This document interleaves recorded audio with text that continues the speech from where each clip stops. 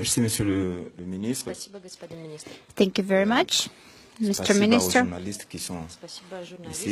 Thank you to all journalists. C'est sur invitation de mon frère, le ministre des Affaires étrangères de la Fédération My de Russie, que j'ai friend, Foreign Minister of the Russian Federation, invited me with official visit to Moscow. This is my first visit at this level. From the time our diplomatic relations were established, we covered a lot of different future in order to consolidate and solidify our cooperation. Our cooperation is multifaceted. It includes different areas, both diplomatically and then economically. Also, in the area of the main challenges facing humanity, anti-terrorism, we also discussed mechanisms. We mentioned the Libyan issue and the situation in Mali, Central African Republic, and also discussed the situation in the Sahara-Sahel region as a whole. We appreciate the role the Russian Federation plays in stabilization of these regions in Africa, and also its role in helping African countries and their development. The forum that took place here in October, and also the parliamentary forum, followed by a business forum between presidents of Russia and African countries.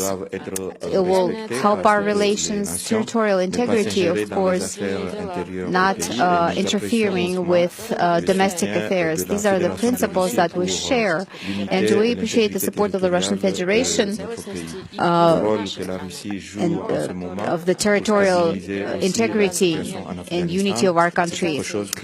Russia's role in Afghanistan is also very important, and we really appreciate it. Strengthening our cooperation and contacts under the umbrella of regional organizations and the African Union. All Africans appreciate those initiatives. We also discussed the possible reform of the UN Security Council. It's a major, it's an issue of major importance for us and the whole African continent.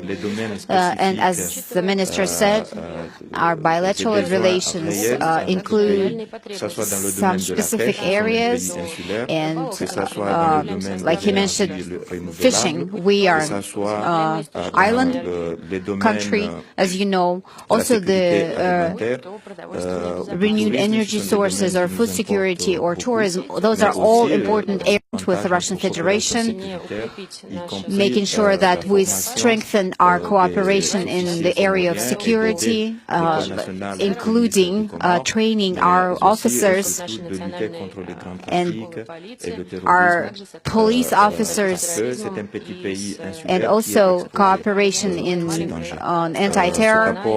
We are a small country, and of course, we face all these challenges, all these threats, and appreciate Russia's support. So thank you again, Mr. Minister, and now let's ask our questions. International life. My question is for the Foreign Minister of the Comoro Islands. The Comoro Islands now does not recognize independence of Kosovo. Could you explain a little bit why this step was taken? And also, my second question is for Mr. Lavrov. What can you say about the decision by the Comoro Islands, and did you discuss this issue today? Merci. We recognize geography and history and UN resolutions. When we were talking about observing international law, I think Kosovo is in the framework of that issue. A dialogue started, and we wanted to give a chance to that dialogue to see it through. We think that Kosovo is a province in Serbia. We are facing a similar problem. There is a Mayotte problem. If tomorrow, if Mayotte declares its independence tomorrow, we will follow the similar, we will follow Serbia's steps, and we will do everything we can to restore territorial integrity in our country. So, taking that into consideration, I can say that, of course, we should observe international law, and we follow closely the situation, and we will continue to do so. Several countries have already made similar decisions, as you said. As for your first question, yes, we welcome this move. I'd like to remind you that back in 1999, in gross violation of the international law, the Western countries, the NATO countries, Washington and its allies were bombing Yugoslavia for 2 months. 9 years after that, they did their best to legitimize their aggression,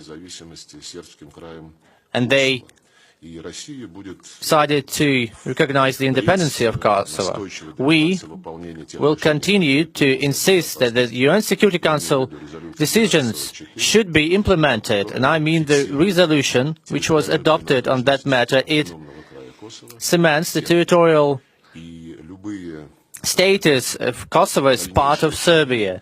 Any other steps, any further steps to settle the situation should be applied in due respect and with full recognition of the UN Security Council resolution. The dialogue which has been started between Pristina and Belgrade on ways to achieve a mutually beneficial solution has been welcomed by Russia, and we also welcome the role of the EU in that process, but it seems that the efforts of the EU have failed to produce any effect, because all intermediate agreements reached so far have been disregarded by Pristina, and I mean the need to create a council of Serbian municipalities in Kosovo, and I mean also the unwillingness of Pristina to find common ground. Kosovo seeks to create its own armed forces in gross violation of the arrangement reached before, and this is the United States which is pushing Pristina towards that. Countries review and change their mind when it comes to the recognition of Kosovo. Countries don't want to recognize Kosovo, some withdraw their decision, and that only shows that these countries are responsible when it comes to supporting the international law, and we cannot but welcome such steps. As for the second question regarding the island of Mayotte, I'd like to remind you that back in 1974, the UN decided to hold a referendum on the independence of the Comoros Islands. According to the founding documents of that referendum, all 4 islands were to vote. France, unlike other states, decided not to recognize the outcomes of the referendum as such, organized by the UN. France did not recognize the independence of Mayotte, and despite numerous General Assembly resolutions on that matter, France continues to be holding Mayotte in control. I would like to again remind you that the Comoros Islands, that union has been welcomed in the family of the United Nations.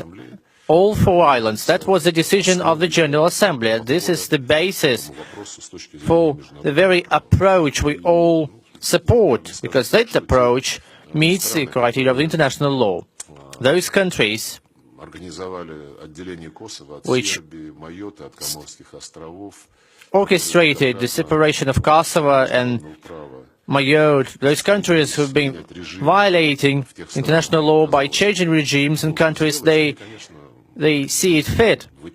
These countries are nothing but epitome of double standard. I'd like to remind you that the many discussions we have on international affairs today, we need to put an end to these practices, to approaches like that. RT, please. Hello, RT. Madina Kochenev. My question is for Mr. Lavrov. Austria suspects that the former military in the Austrian forces has been spying for Russia, and the foreign minister cancelled its visit, which was due to happen in December. So what is Russia's response to this? I've learned about that just minutes before our meeting. That was a very bad surprise to me. From times immemorial, the traditional practice has been as follows. If a country has any suspicion regarding the actions of another country, if someone suspects us or any other country to be part of some malign activities or threatening activities, then, according to the national law and the rules of responsible behavior, these 2 countries should establish a dialogue on that matter. But lately, our Western partners have established a new rule for themselves. They do not conduct traditional diplomacy,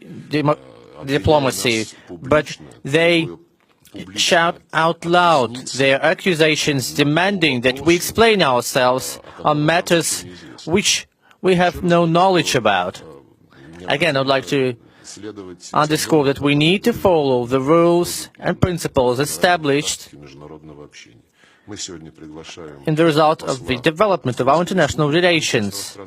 As a framework of dialogue between the countries, we will be conducting a meeting with representatives of France and Russia in order to establish what kind of situation we are in.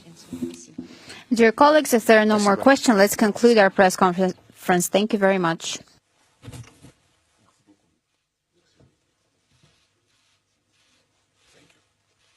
Did you take a photo?